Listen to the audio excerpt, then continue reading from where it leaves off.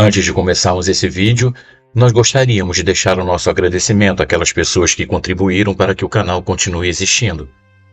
A nossa nova membra Maria Rosalina Oliveira e aos nossos amigos que contribuíram através do Pix, Maria Luísa de Jesus, Fábio Aleixo Fernandes, Leila Santos Souza, Soleide Aparecida dos Santos, Gisele Ferreira Santos, Carmen Silva e Antônio Marcos Gonçalves. A todos vocês, o nosso muito obrigado. Devemos confiar nos nossos instintos quando sentimos que algo nos diz para mudarmos de direção? Quando nos encontramos sozinhos, frente a frente com o perigo iminente, devemos nos agarrar ao primeiro porto seguro que encontramos e confiar que alguma coisa maior que nós venha em nossa defesa. Mas teremos discernimento para identificar o perigo que nos cerca?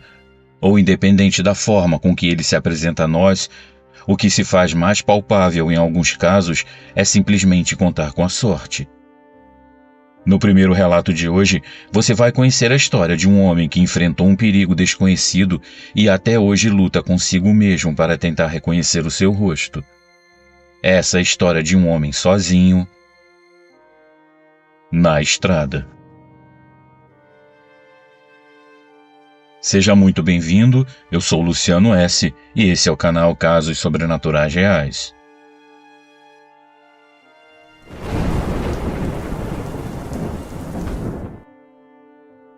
Saudações a todos. Eu sou natural de Manaus, no estado do Amazonas. Gosto muito de ouvir as histórias do canal e sei que existem coisas das quais nunca devemos duvidar. Vou utilizar o nome de Rômulo para não comprometer nem expor a minha família nessa história. Amigos, eu sou um servidor público de órgão federal e gerencio uma agência em Rio Preto da Eva, município do Amazonas. Apesar de trabalhar nessa cidade, eu resido em Manaus, por ter minha família melhor instalada e por não querer fazer com que todos tivessem de mudar suas rotinas por minha causa. Então, eu tenho feito viagens entre Manaus e Rio Preto da Eva diariamente, percorrendo uma estrada que liga essas duas cidades e que tem uma distância de 80 quilômetros aproximadamente. Em um certo fim de semana, minha esposa pediu que fôssemos até a cidade de Vila de Novo Remanso, que fica distante a alguns quilômetros da cidade de Rio Preto da Eva, próxima à cidade de Itacoatiara. Ela pediu que eu levasse ela, meu filho, uma cunhada e a minha sogra para um sítio de alguns familiares que ficava bem na beira da estrada, nessa cidade. Lá é uma terra indígena que tem muitos moradores, mas com casas muito dispersas entre si. Eu sou muito metódico com estradas, principalmente no que se refere à segurança, pois eu encaro uma viagem diariamente para chegar ao meu trabalho e faço questão de sempre deixar o meu carro em ordem com todos os itens de segurança funcionando perfeitamente. Eu havia feito uma revisão completa e minuciosa do carro e do motor, verificando o combustível e outras coisas mais, como óleo e pneus. Entretanto, eu não tinha percebido que havia uma peça quebrada no tanque de combustível que indicava o volume de gasolina que estava no tanque. Isso me enganou, fazendo com que eu colocasse menos combustível do que o normal. Eu deixei então a minha família no sítio e a minha esposa insistiu para que eu ficasse lá para dormir, pois já se passava das 11 horas da noite de domingo. Só que eu não poderia dormir naquele local, porque eu tinha que abrir a agência onde eu trabalho na segunda às 7 da manhã. E como eu tinha alguns materiais de trabalho no carro, eu não quis ficar. Eu não podia correr o risco de me atrasar, pois esse material seria utilizado em um trabalho que teria que ser realizado logo pela manhã.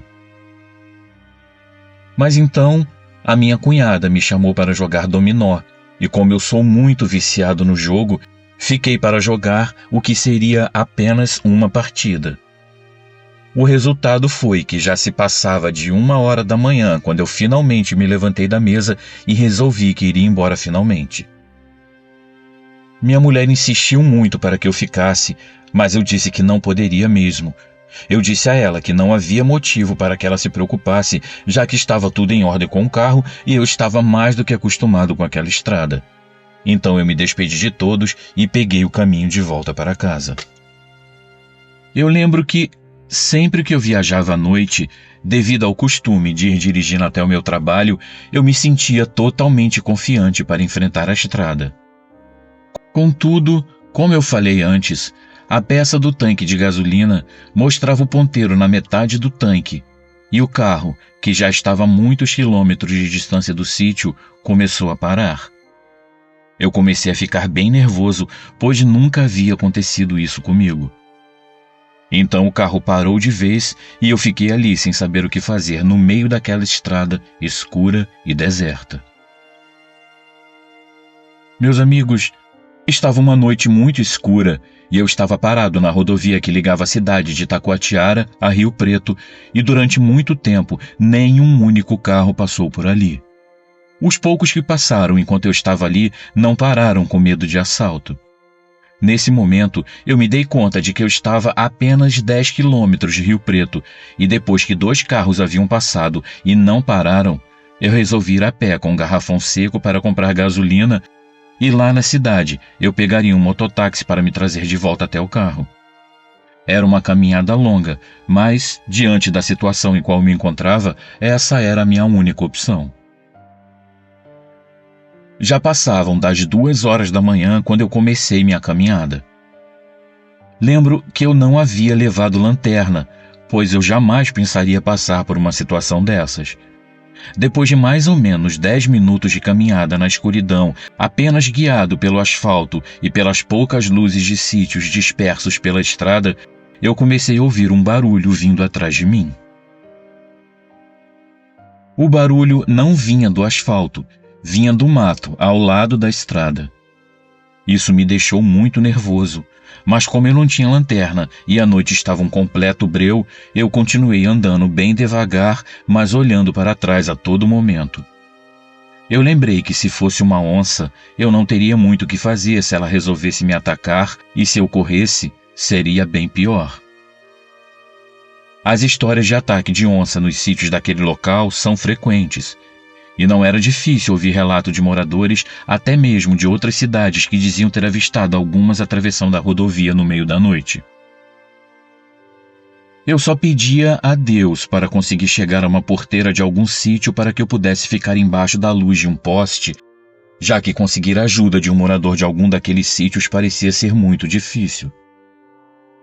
As casas ficavam muito distantes da porteira e pular alguma cerca, que geralmente era feita de arame farpado, seria uma coisa muito complicada caso eu tivesse sendo seguido por alguma onça. Então, a uns 200 metros, eu vi uma porteira logo depois de uma curva. Eu percebi então que o animal parou de fazer barulho na mata e que ele estava agora no asfalto, bem no meio da estrada. Eu não contei conversa e comecei a correr. Eu percebi pelo riscar de unhas no asfalto que o bicho havia começado a correr também. Nesse momento, eu olhei para trás para tentar ver um pouco do que era aquilo. Quando eu olhei, eu vi uma coisa que com certeza não era uma onça. Era uma coisa escura. Parecia como uma pessoa correndo com as 2 mãos apoiadas no chão, mas era muito maior que uma pessoa. Eu tenho 1,80 m e aquele negócio tinha mais de 2 metros, fácil. Eu comecei a perder as esperanças nessa hora. Eu estava próximo à porteira, mas a coisa corria rápido demais e parecia estar vindo cada vez mais perto, quando de repente, e sem motivo, ela parou. Eu continuei correndo até chegar à claridade da porteira. Então, eu vi aquele negócio entrar na mata do outro lado da estrada e ficar em pé como se estivesse me farejando de longe ou cheirando alguma coisa no ar. Aquela coisa ficou do outro lado apenas me observando. Era uma coisa parecida com uma pessoa, mas que tinha um focinho largo e muito peludo. Eu notei que ele ficou muito bravo por não ter conseguido me pegar. Eu não tinha entendido o motivo pelo qual ele havia parado de me perseguir, até que eu olhei para dentro da porteira e vi um cachorro enorme. Eu acho que era da raça Fila. ele não latiu e parecia saber do que se tratava. Ele ficou apenas encarando o bicho de volta. Isso durou longos e intermináveis 10 segundos. Foi quando a coisa resolveu atravessar a estrada de volta para o lado onde eu estava e, nesse momento, o cachorro começou a latir. Eu sabia que se pulasse o portão para dentro do sítio, talvez o cachorro não me atacasse, mas a porteira era alta e eu estava com paralisia nas pernas devido ao medo. Foi quando eu vi um farol de um carro vindo em nossa direção. O bicho entrou no mato de novo com medo e eu consegui forças para correr para a estrada. Para minha sorte, era uma ambulância de Taquatiara que estava indo para Manaus com um doente dentro. Na hora, eu me joguei na frente da ambulância sem pensar. O motorista parou instintivamente, pois estava em baixa velocidade devido a uma curva que a estrada fazia naquele local. Eu falei que uma onça havia tentado me atacar e pedi, por tudo que fosse mais sagrado na vida, que ele me levasse para Rio Preto e que eu iria recompensá-lo por isso. O motorista muito prestativo me levou e disse que eu não precisava pagar nada a ele. Até hoje eu tenho uma estima muito grande por ele e um dia eu tenho certeza que terei o prazer de agradecer melhor a ajuda que ele me deu no meio daquilo tudo. Lógico que eu não falei que era um troço que tinha mais de 2 metros de altura e que ficava correndo sob 4 patas que estava me perseguindo.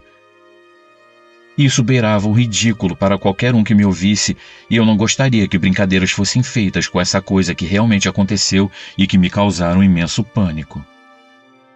Eu ocultei o meu nome verdadeiro antes de repassar essa história para o canal, e eu tenho esperança de que essa história seja passada adiante para que sirva de alerta para aqueles que circulam até hoje naquele local. O segundo relato de hoje nos mostra que existem muitas coisas e eventos que acontecem em nossas vidas e que não possuem mesmo uma explicação racional. Às vezes se torna até aceitável o fato de muitas pessoas não acreditarem quando ouvem tais histórias, pois talvez nunca tenham vivenciado tais fenômenos e assim tenham dificuldades em aceitar que coisas tão macabras e sombrias aconteçam em nosso mundo. Às vezes, a incredulidade acontece porque, na maioria dos casos, essas coisas macabras se revelam a apenas uma pessoa. E ao ouvir o seu relato, muitas pessoas desacreditam, pois não presenciaram tais acontecimentos. Mas, e quando uma coisa simplesmente horrível e inacreditável acontece diante do olhar de várias pessoas ao mesmo tempo? Acredito que não exista uma maneira de desmentir uma multidão. Conheçam então a história da Dona da Rua.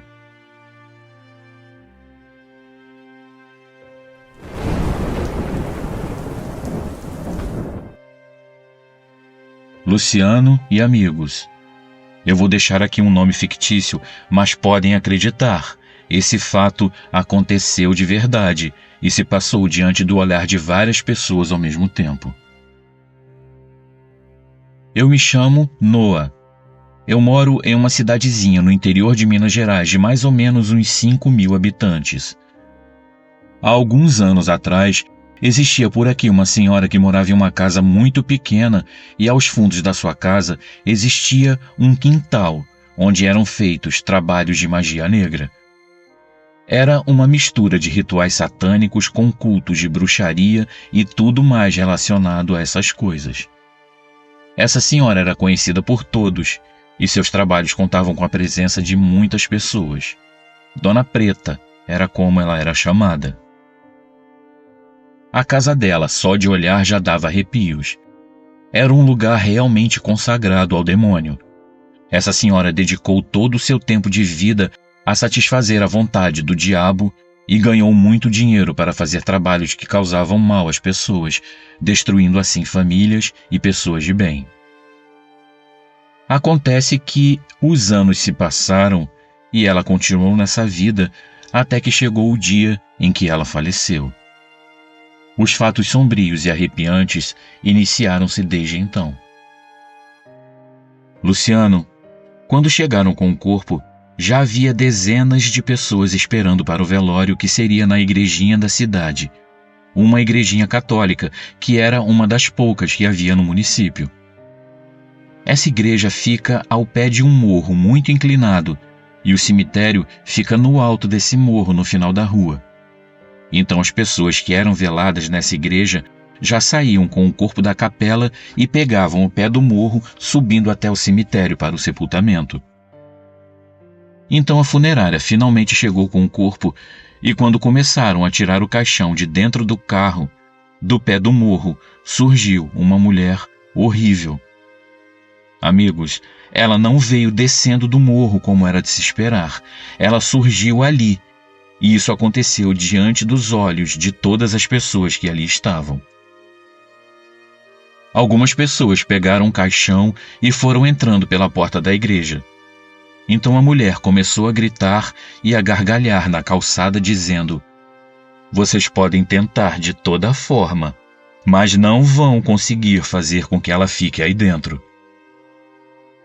Luciano, o que era mais estranho e bizarro era que, apesar da aparência de uma mulher frágil, a voz dela era a voz de um homem, grave e bem forte.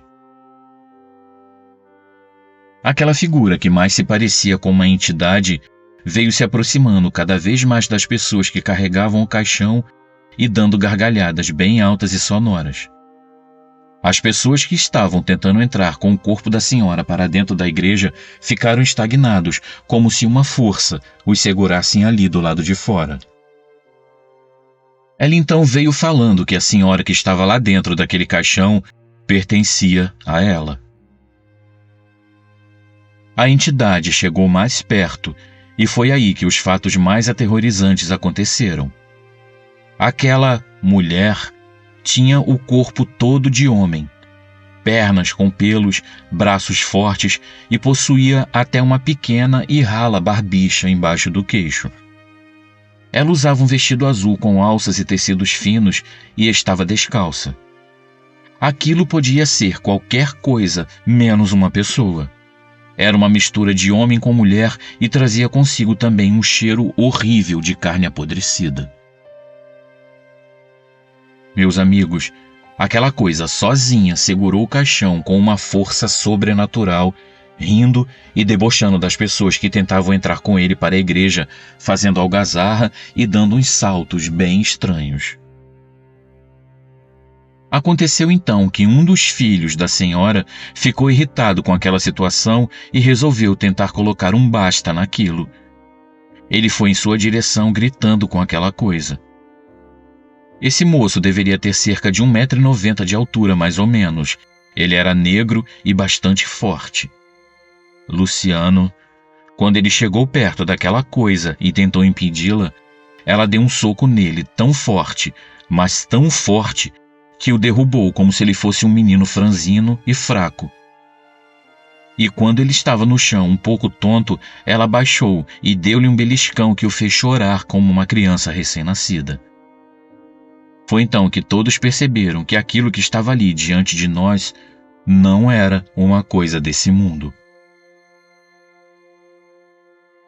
Amigos, eu não sei porquê, mas a verdade é que aquela coisa, por algum motivo, permitiu que entrasse com um caixão dentro da igreja.